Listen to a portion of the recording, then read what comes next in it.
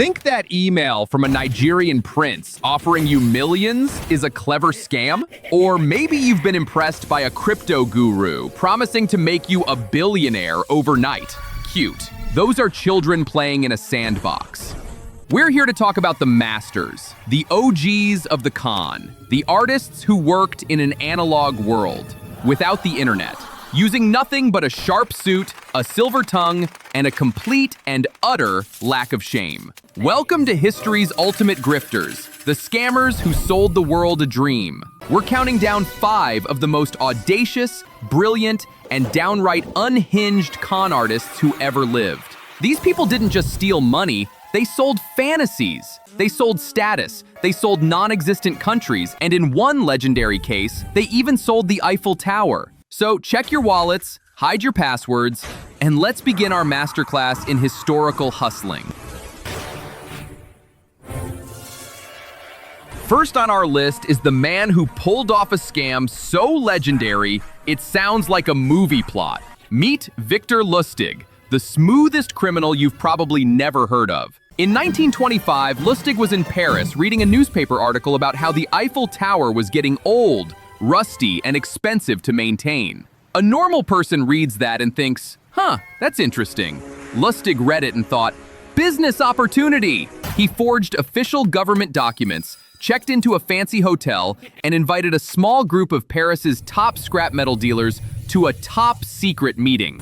He introduced himself as the Deputy Director General of the Ministry of Posts and Telegraphs. With a straight face, he told these investors that the city of Paris could no longer afford the Eiffel Tower and had decided to sell it for scrap. He explained that the deal was politically sensitive, which is why it had to be kept absolutely secret. The dealers, blinded by the thought of melting down 7,000 tons of prime Parisian iron, fell for it hook, line, and sinker. One dealer, André Poisson, was chosen. To seal the deal, Lustig even hinted he needed a little bribe to make sure Poisson's bid was selected. This made the scam feel even more authentic to the dealer, who was used to corrupt government officials. Poisson paid the massive sum, and Lustig immediately took a train to Vienna with a suitcase full of cash. He waited for the news to break, for the headlines to scream about the biggest scam in French history. But nothing happened. Poisson was so embarrassed he never even went to the police. So, what did Lustig do? He went back to Paris a month later and sold the Eiffel Tower again to a different group of dealers. This time, the victim went to the police, but Lustig was already long gone.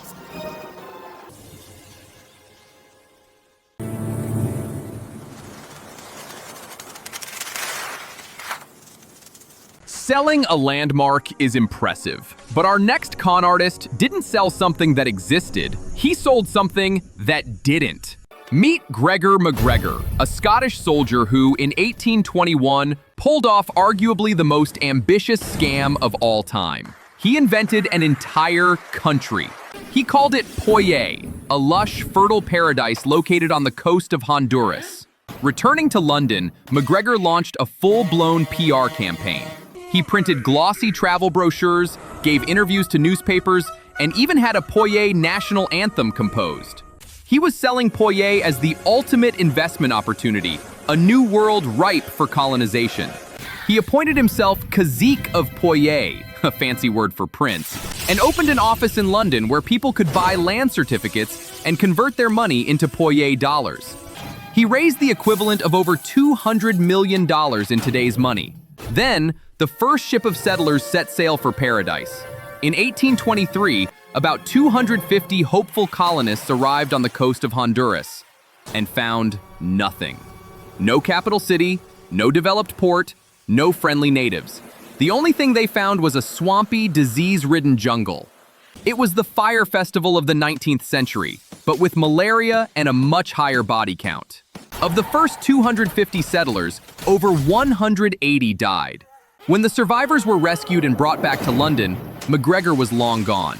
The most incredible part? He was eventually put on trial in France for the same scam, and was acquitted. He lived out his days on a generous pension from the Venezuelan government. He didn't just get away with it, he retired on it.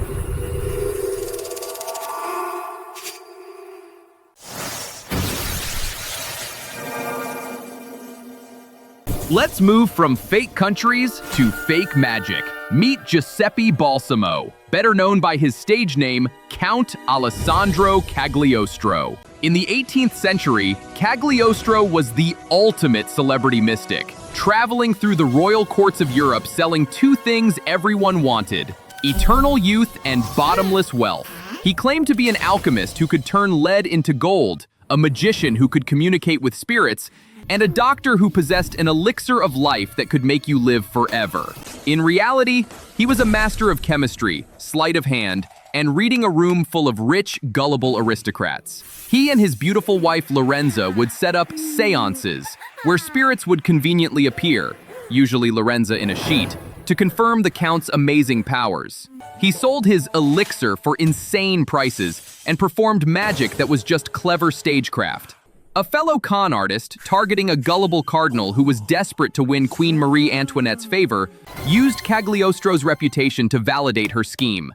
In his mystical seances, Cagliostro prophesied that the cardinal would soon succeed, essentially giving a spiritual green light for the cardinal to acquire an obscenely expensive diamond necklace on behalf of the queen. When the scam was exposed, the public blamed the innocent queen, fueling the revolutionary fire that would consume France. Cagliostro didn't just scam individuals. His side hustle accidentally helped topple a dynasty.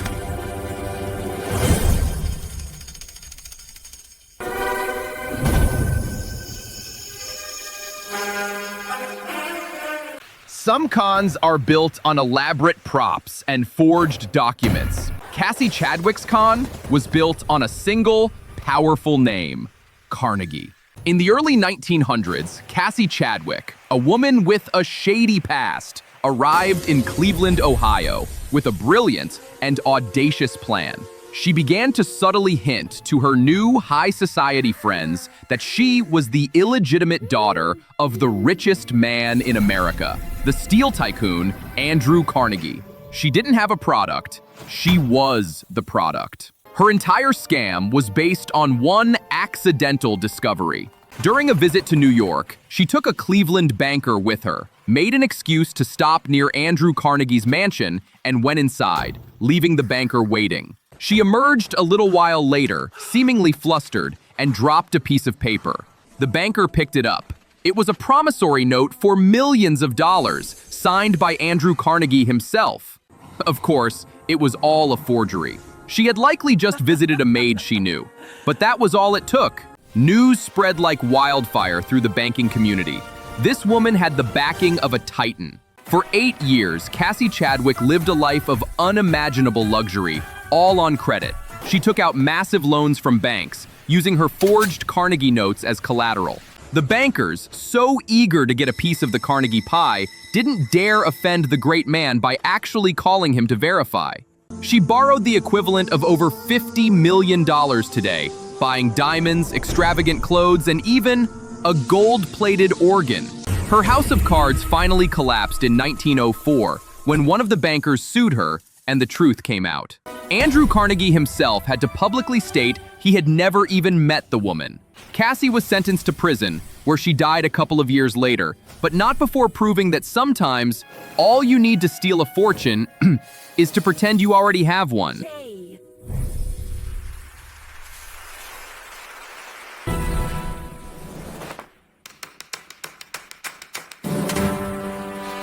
Finally, we come to the man whose name is now synonymous with financial fraud.